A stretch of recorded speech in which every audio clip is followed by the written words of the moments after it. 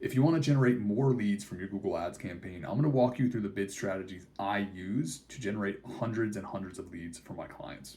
So before we even talk about bid strategies, you need to make sure that you have conversion tracking set up. If you are not tracking the conversions coming through your campaign, your bid strategies are not going to be able to learn or optimize your campaigns.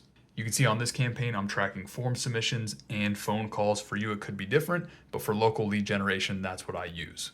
The reason why that conversion tracking is important is because Google is going to use those conversions to actually track what is important to you. If you don't feed Google that conversion information, they're not going to know who to show your ads to, and they're not going to know what you're actually looking for when it comes to getting results from your campaign. So when it comes to the bid strategies themselves, there's really only like 2 or 3 that I use when it comes to local lead generation. I always start my campaigns with a clicks-based bid strategy with either maximize clicks or manual CPC. And then I will switch to a conversion-based bid strategy, but I'll talk about that in a second. One thing that's really important with maximize clicks is you want to make sure that you're setting a maximum CPC bid limit, because if you do not, Google will bid whatever they want to bid.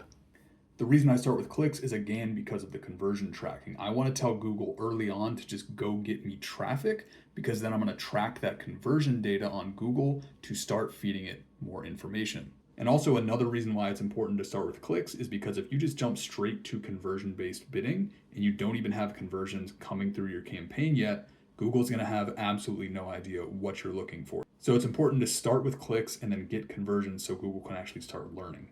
Then once we have about 20 to 30 conversions, if not more within a month span, then I will actually switch over to a conversion-based bid strategy. And I say 20 to 30 in a month. Sometimes I will let it go to 50 or more before making that bid strategy change, just because the more data you can feed Google, the better. And then once we have that conversion data, I will go from a clicks-based bidding strategy over to a conversion-based bidding strategy with maximized conversions. And in a lot of cases, what I will do is I will check this box and set a target cost per action. That's going to tell Google that I want to get leads for as close to that number as possible. But similarly to maximize clicks, you don't want to set this number too low, because if you set this too low and too unrealistic, you're just not going to get any leads. You're going to choke out your campaign and nothing is going to happen.